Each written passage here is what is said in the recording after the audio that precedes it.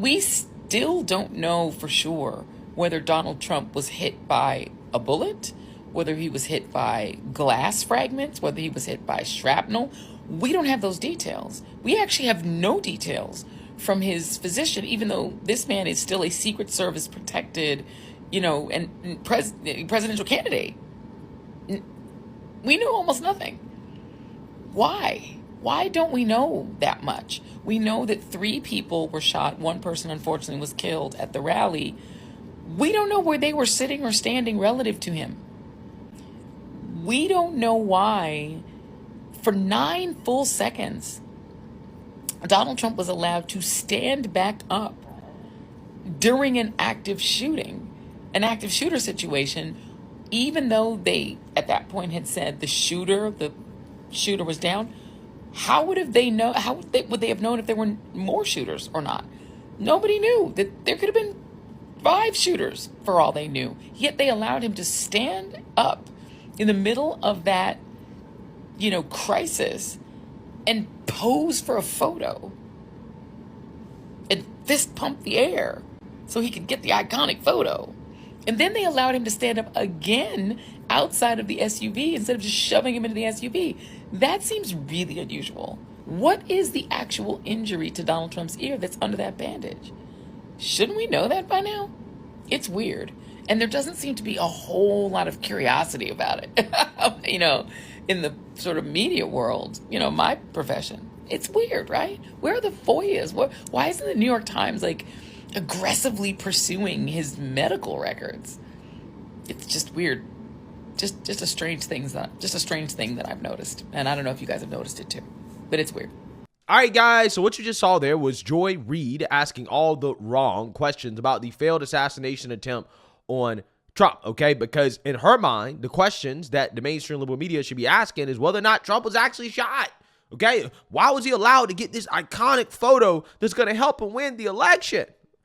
These are the questions she believes that the mainstream liberal media should ask, because she's one step away from saying that it was staged. Now, she doesn't have the cojones to come out and outright say it was staged, because if she says that, then she might lose her job, okay? I don't know if MSNBC will allow that deranged view on their platform or from one of their opinion commentators to say that it was staged, but that is what Joy Reid really, really, really wants to say without actually really saying it. Again, she just doesn't have the cojones to say it, okay? But those are not the real questions that should be asked, because regardless, we do know that Trump was in fact shot at, and whether or not he was actually shot doesn't really matter. What really matters is he was shot at, and the fact that this was allowed to happen by the Secret Service, either through negligence, extreme negligence, or maybe there was some intent, which again are the real questions that people should be asking, because there is bombshell information coming out about how this guy, the suspect, was spotted maybe even up to an hour before the shooting happened. Apparently, the Secret Service had identified as a character of suspicion this man, this shooter, because they saw a rangefinder on him as well as a backpack.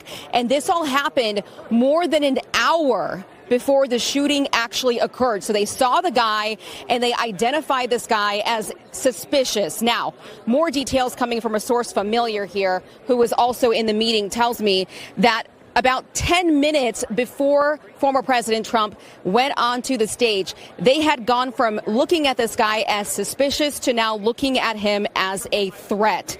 That is coming from this briefing that the senators were in. They were told that Secret Service had called it in to a center that this guy they now identified as a threat about 10 minutes before President Trump walked on stage, and they still allowed him to walk onto that stage. I'm told the Secret Service agent in charge there was on the phone with local and state police about the threat while the shooting was taking place. That's huge.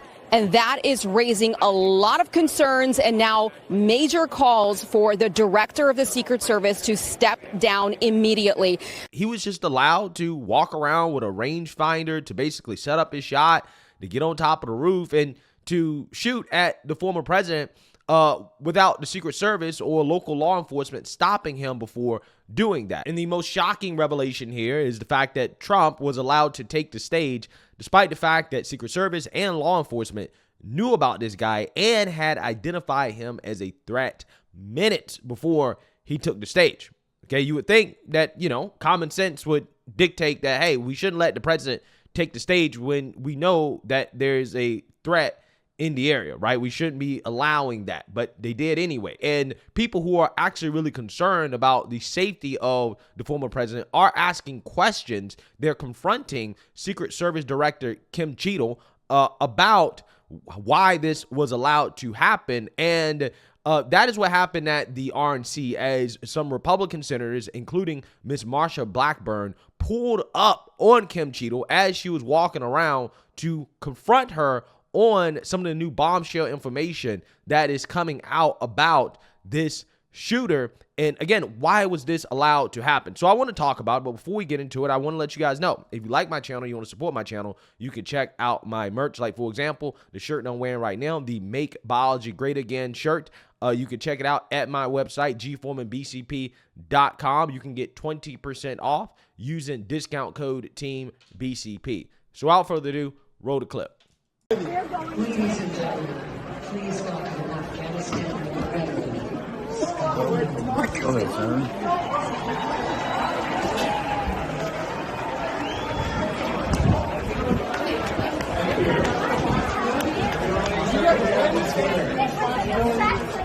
Good evening, my fellow Americans. No shame, no concern. You answer the United States. I'm going to tell you the answer to us. The answer to us.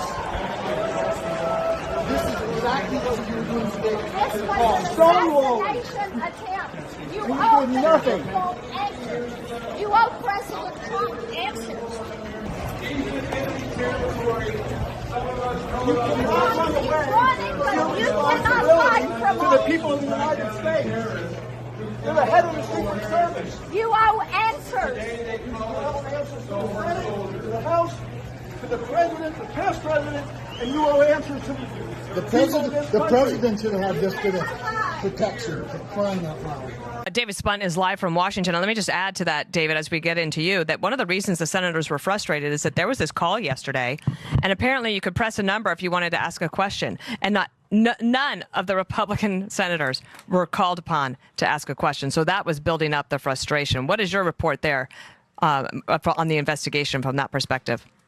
Well, Dana, Bill, we actually have some new information to share right now. We're learning that the rangefinder that the shooter Thomas Crooks had, according to a law enforcement source, was a golf rangefinder, and he was not considered a suspect. He was merely a person of interest. This, according to someone with the Secret Service, a source with the Secret Service. He was a person of interest until he got on the roof. We're also told by this source that he, quote, retrieved the weapon. That's when he became a suspect. So we asked about the word retrieve. Does that mean that he hid the weapon there before? The source had to go, hung up the phone, but we're told he retrieved the weapon, and we repeated that wording as well. We've talked to many people who were in the briefings by the Secret Service and FBI. There's one theme in common, Dana. The Secret Service knew about some sort of threat, at least before Trump took the stage, and still allowed him to take the stage. They knew something was serious 20 minutes before he was shot. Many new tales from this briefing, led by FBI Director Christopher Wray, painting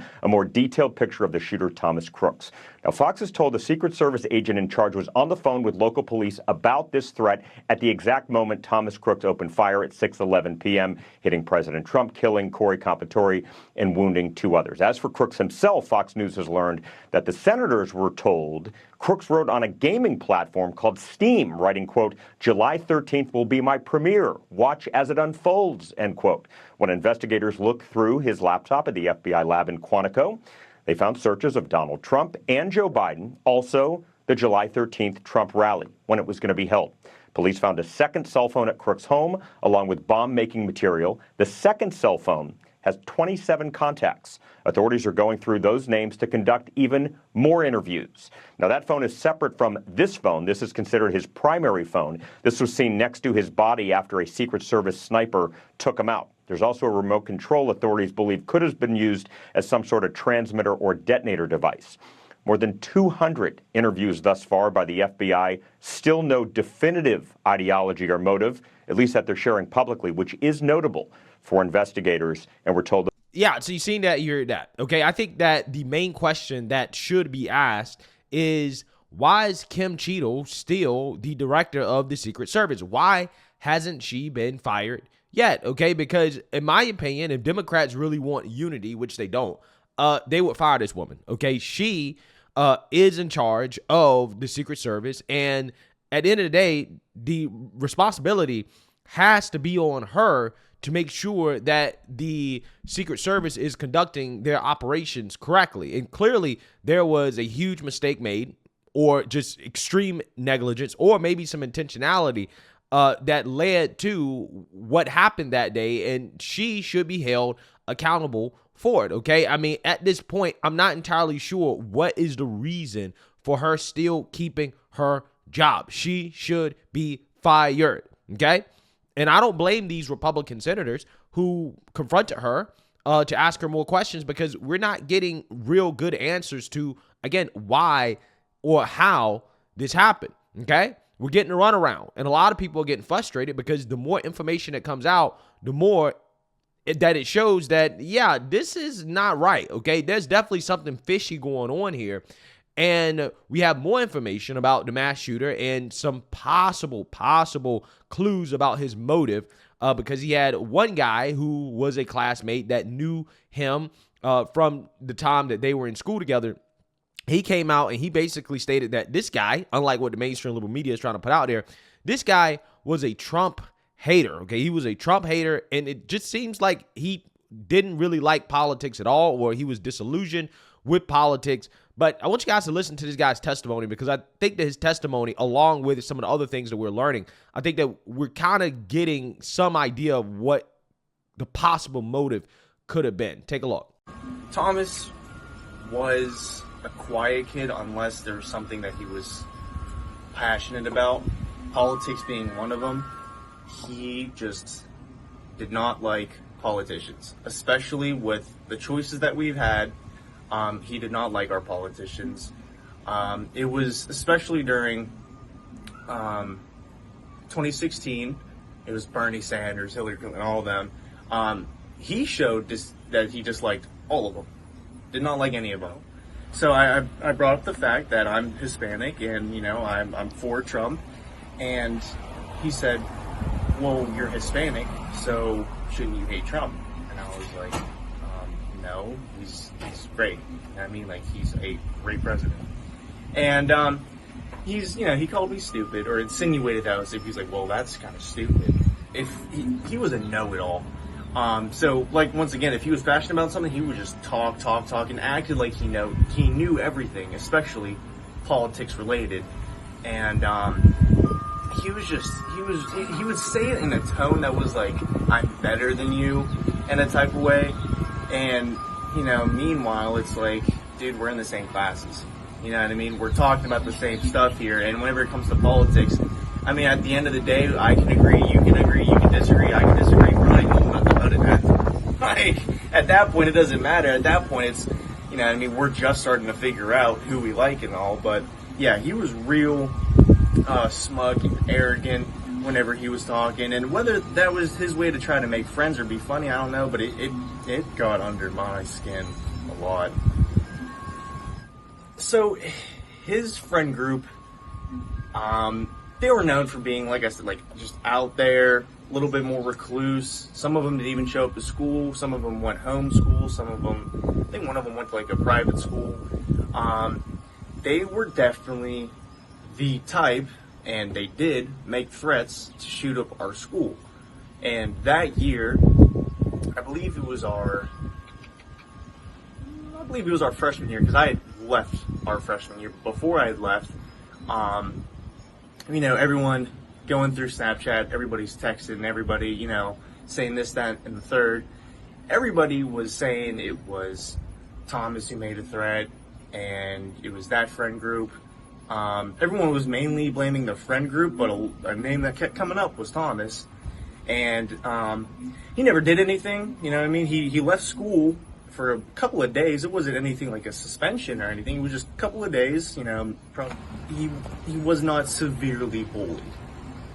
Almost nobody knew him. So, for somebody who got severely bullied, I'm not going to name names, but I could name you a few students that were severely bullied, and I remember their names. Yeah, from the Occam's razor perspective, right, in regards to the simplest explanation of why this happened or the motive of the shooter, okay, more specifically, and I'm not saying I buy into this, I'm just saying this is based off the information that we know. I think the rabbit hole is much deeper than what we're currently talking about in the media, because the media doesn't want to talk about the possibility that this was intentional, in the sense that the powers that be allowed this to happen. And again, there's a lot more going on here in regards to why this occurred. So again, if you take that out of it, right, which I'm saying that we definitely need an investigation, we definitely should be looking more into, again, why this was allowed to happen. We need a real independent investigation. We don't just need an investigation from the FBI, because I don't trust the FBI to give us solid answers. But based off the answers that we have right now, it seems as if this guy could have just been some lunatic who was, I guess, lonely, maybe not the cool person in school or whatever, like just the stereotypical kind of mass shooter archetype, right? There was some images that allegedly show him having an OnlyFans and paying thousands of dollars to girls on OnlyFans, so it seems. I'm not sure. So I'm just saying, like, the profile of this shooter is coming together to make it seem like he was just some lunatic who could have been an incel or one of those types of people that decided that, you know what, I don't like politics, left or right. I'm just disillusioned with politics, and therefore I'm going to try to commit this act of violence in order to gain fame or to make some type of statement, right? Because what the friend said, the clip you guys just watched, he said that, well, this guy, he didn't really like anybody, right? He didn't like Trump. He clearly hated Trump. He apparently hated Biden, hated Bernie Sanders. Again, the testimony here from the FBI in regards to what they found is that he was searching for Trump and Biden leading up to the shooting, right? So he may have been searching for rally locations to see where Joe Biden would be or where Trump would be. And then maybe, just maybe, he decided, you know what, whichever one is the closest to me or the most convenient, I am going to try to commit an act of violence, okay? Because Trump and Biden have been campaigning hard in Pennsylvania, so they're there quite a bit. And maybe this guy just decided to take the opportunity to, again, make this statement, try to assassinate, the former president or the current president of the United States. That could be what's going on here, right? In my opinion, that is the simplest explanation for now. I'm not saying that's the truth. I'm just saying, if you want to take a step back and say, okay, what information do we have now in regards to a motive? That is kind of the conclusion that I would come to as of right now. Again, I think the rabbit hole is much deeper. I think that this guy was Trump deranged. I think that he was radicalized by anti-Trump rhetoric on the left. I'm not saying that he liked Biden or that he was a fan of Democrats or whatever. But again, we have seen never Trump Republicans be just as radical and just as deranged as the Democrats are when it comes to Trump. Okay? So again, I'm not entirely sure why he picked Trump. Maybe he was thinking about doing it to Biden, doing it to Trump, and he picked Trump because he hated Trump more, right? Maybe that can be it. But it seems as if he probably was thinking about either one, right? That's kind of what it seems like. I'm not entirely sure. I'm just saying this based off the information that we have, okay? But what I do know is that there should be a full-blown investigation into the findings by the FBI. Kim Cheatle should be fired. Again, I'm not entirely sure why she still has her job. I don't think there's any other job in the world, right? In corporate America, okay? If, a company makes a huge mistake to the point where, again, you just completely destroy the brand and the credibility of the company, then the CEO steps down immediately, right? The CEO is not going to continue to operate as the leader of the company in a situation like that. They're going to step down. The fact that the Secret Service director hasn't been fired or she hasn't willingly stepped down yet, again, is a tragedy. It really is. So, in my opinion, I'm not entirely sure why that hasn't happened yet. But it needs to happen. And also, we need to continue to make sure that we find more information about this suspect and don't just let the FBI and the powers that be, the mainstream liberal media, try to paint this narrative that, well, he was a registered Republican, so therefore this guy was a Trumper or he was far right. We really don't know any of that stuff, okay? But from what we do know, it definitely seems to be politically motivated, and he may have just hated politics, politicians in general. I guess my question is, why did he choose Trump as a target versus, Biden or any other Democrat? Like, why did he choose Trump? Maybe he saw that as the easiest thing. I'm not entirely sure. I don't know.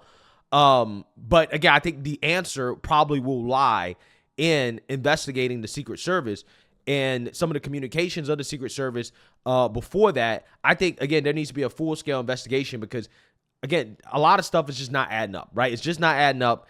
And at this point, I'm extremely frustrated because it seems as if the person that should be held accountable is not being held accountable, even though she should be held accountable because, again, I guarantee you, if she had made this mistake with Joe Biden, she would be fired.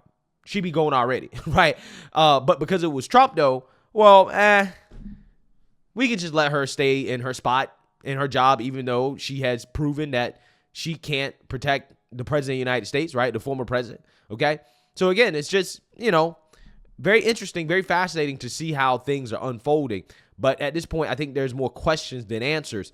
And unfortunately, I don't think we're going to get any answers until maybe years down the road when, basically it's kind of too late. Okay, but let me know what you guys think. Make sure you like, comment, and subscribe. Most importantly, share a Black conservative perspective. Peace.